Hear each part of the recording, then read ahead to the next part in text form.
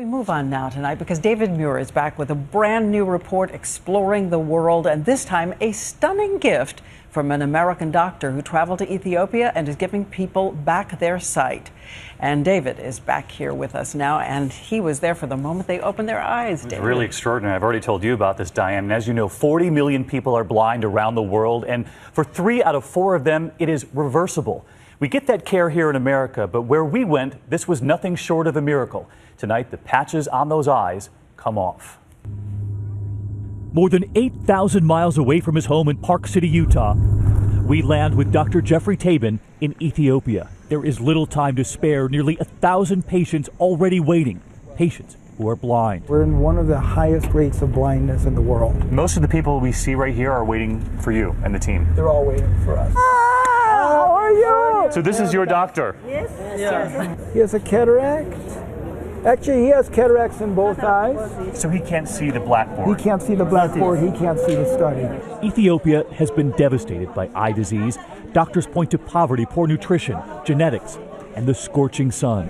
This is a line of people who've been screened by the nurses. Each of them with a tiny piece of tape bearing a number right above their eyes. A nurse asks this boy if he can see, his face blank. The doctor holds up his fingers. How many fingers? So he can't. Suddenly, another wave of villagers who have heard the doctor is here. You can see this lady here is totally blind, the one being led by her son. Inside, down the stairwell, and you can see through the windows, families who've led their loved ones here, pushing through the door to get in. She doesn't see the shadow of the hand move. He quietly gets ready in the corner of this room with the instruments he'll use to perform a simple cataract procedure he perfected with a fellow doctor, Sandak Ruit of Nepal. We'll be doing about 1 every 7 or 8 minutes. 1 every 7 or 8 minutes. We embed with his team for 3 days. Extremely difficult, guys. Every bed here in the OR has a patient currently being treated right now, and you can see right here the next 5 or 6 patients waiting to go in. And this is just the beginning. If you come around the corner, they actually have to sign in and wait outside for the hope that they'll get to see the doctor today. In fact, come with me here, and you can see this line. These are the patients who all hope to get into that OR. In that crowd, number 245, Zalalia, nurses putting on their hospital gowns. And if you look closely at Zalalia, you can see that huge cataract in her left eye. The doctor holding up a finger, and she can't see it. We ask, does she think the doctor will fix it? Those young patients on the operating tables, and with nightfall comes the hope they'll be able to see the sunrise. Early the next morning, the lines form quickly. Just about ready to start taking off patches. Several of these people haven't been able to see in up to 10 years.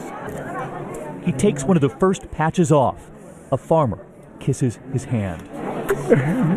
And then the doctor with an order. Tell him to touch his nose. Yes, yes. And then the sounds of joy. And a dance. How does this ever get old? How does this ever get old? Perfect. Huh? A mother brought here by her son. Both of the patches come off. Beautiful. And we wondered about one more patient, that little girl in the gown. How many? Flashing a smile, she can see.